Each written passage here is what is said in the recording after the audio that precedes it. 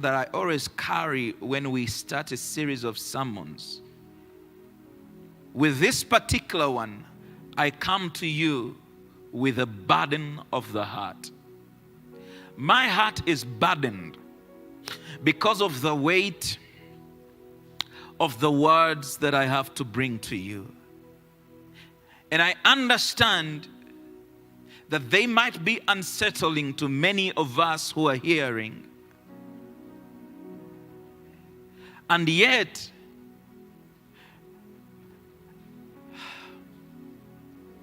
necessity is laid upon my heart that I communicate to you the full counsel of God. Because these are not simply words that will come and go. And I am praying for you. And I pray that as we listen and as you hear these words, that you too will be praying for yourself to receive this word with the resultant fruit that it ought to be producing. So my sister and my brother, my friend, let this not be a moment where you allow yourself to be distracted by anything. But I want you to listen. I need you to listen to this word, because it has the potential to forever change the trajectory of your life.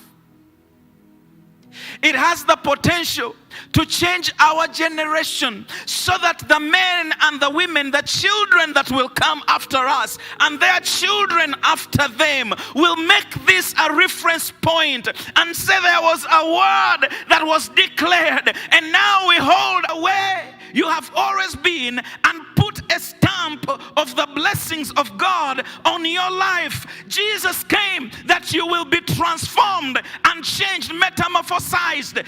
Jesus came that you will be transformed and changed and given a new birth.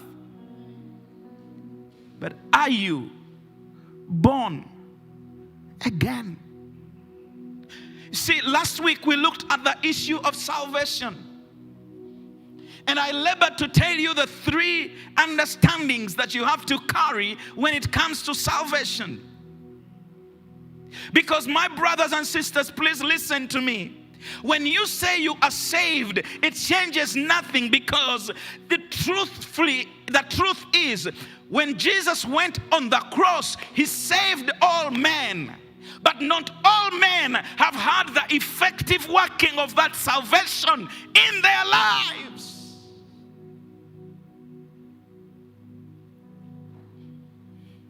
And so when we talked about specific salvation, that is what we need to delve into right now. That is what I want us to look into right now. When I ask you, have you been born again? It is the question asking you, have you experienced the specificity of salvation, where you personally, we have come to your personal life, and these questions are so critical that you get the right answers to them. Not just answers, but the right answers to them, because these questions are questions of life and death. This is what separates the man who is going to have life in God and the one that will not have life in God.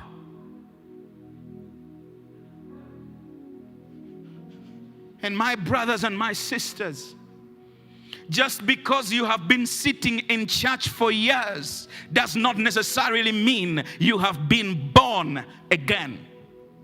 You might have the forms, you might know the songs, you might even enjoy the programs, you could have a lot of friends in church, you cannot know the words. When we tell you, would you pray, you know exactly what to